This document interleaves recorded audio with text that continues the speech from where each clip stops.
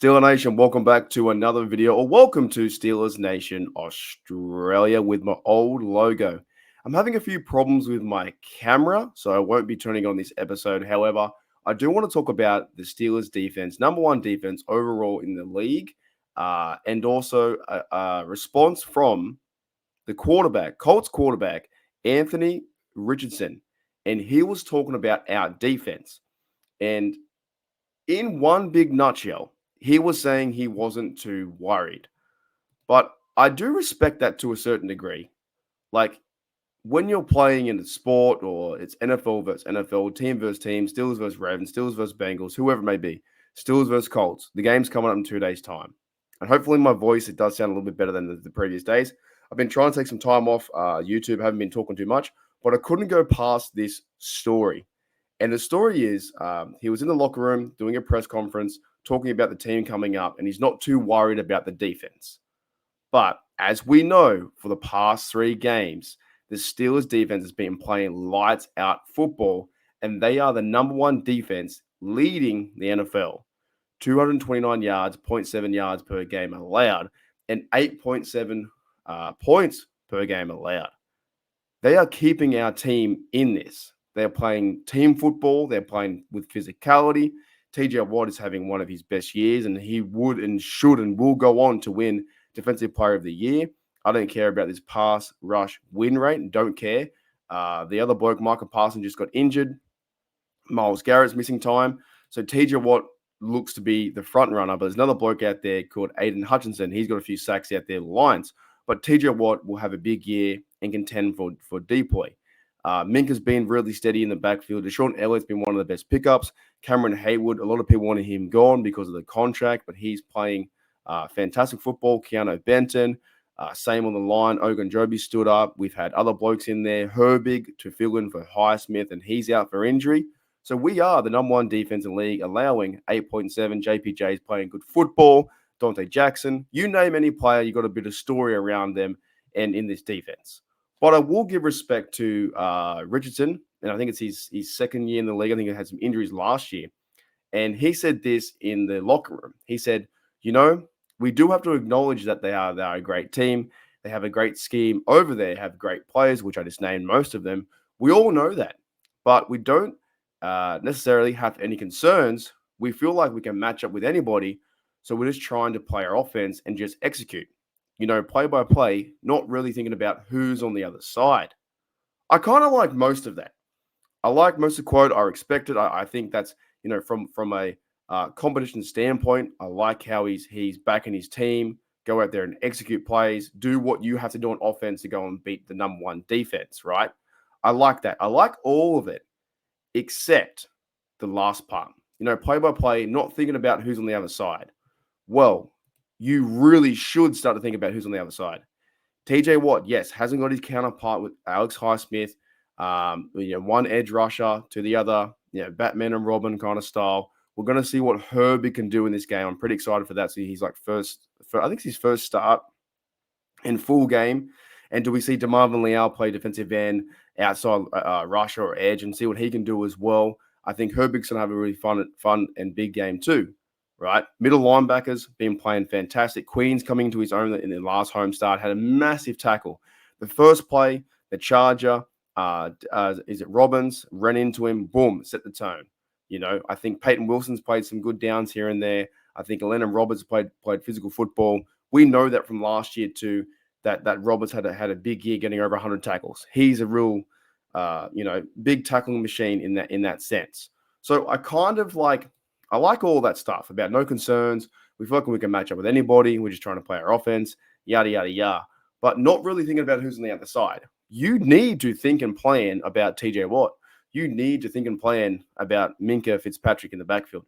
Right now, I think one of the best pickups I've seen, and I think Steeler Nation can agree with me in this, is that Deshaun Elliott is one of the best pickups at safety. Allows Minka to do his thing, playing physical football, coming down and tackling people. Dante Jackson on the outside. JPJ is taking care of business and shutting down all the receivers and having a pro year, or building a pro year into his second year. So it's a really fun flying defense where they're all rallying around each other. The team's playing for one another.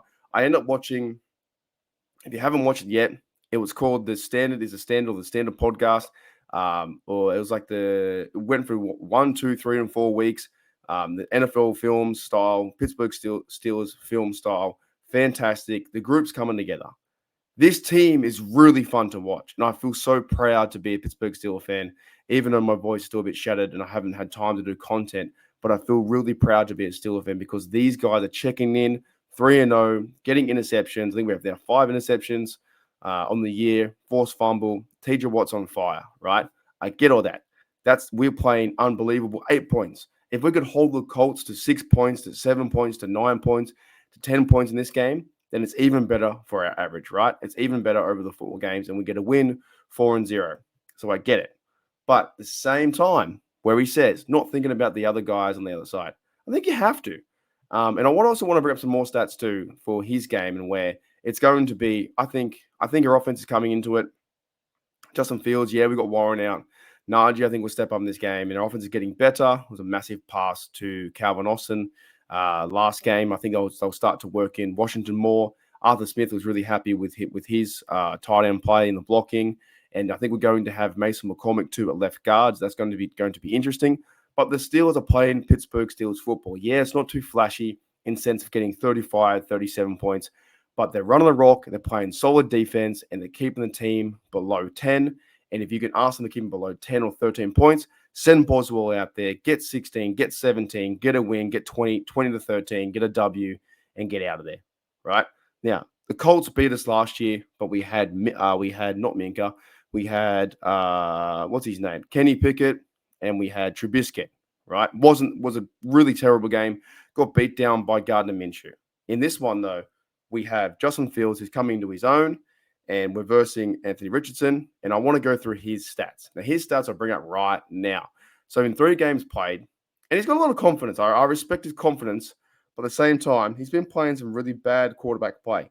Now, his stats are right here. So he's got 36 passes that have been completed out of 73, 49.3%. You're saying all this stuff. I get it. You're saying all this stuff. Don't care who's on the other side. But this quarterback has only completed 50% of his passes. That's pretty bad. That is not good for an offense to take advantage of the number 1 defense. 583 yards, average 8.0, 194 per game, 16 longest, 3 TDs, and the one big number is 6. 6 interceptions. You're telling me that this Colts team, now it's any given Sunday, I get that. Any given Sunday, but this Colts team can score 14, 21 points by giving away 6 interceptions, getting sacked 4 times, only throwing 3 TDs, and his passing completion is under 50% or 49.3%. I think the overall tail of the tape and where it goes to, you're leaning towards going the number 1 defense. The number 1 defense has the advantage, right? Number 1 defense has the advantage. Second-year quarterback. Yeah, I get that he's confident. Yeah, I get that he wants to just, throw it under the rug, not really thinking about who's on the other side, go play by play, just execute. At the same time, though, the stats don't lie. And the stats don't lie in fact that he's got 73 attempts, 50%, and out of the 36 passes he has completed, right, or out of 73 attempts, he has 6 interceptions. That's really high. For a fast-paced defense with TJ Watt on the outside, absolutely killing this year, going towards Defensive Player of the Year. JPJ locking down their number 1 receiver. Deshaun Elliott taking away the tight ends.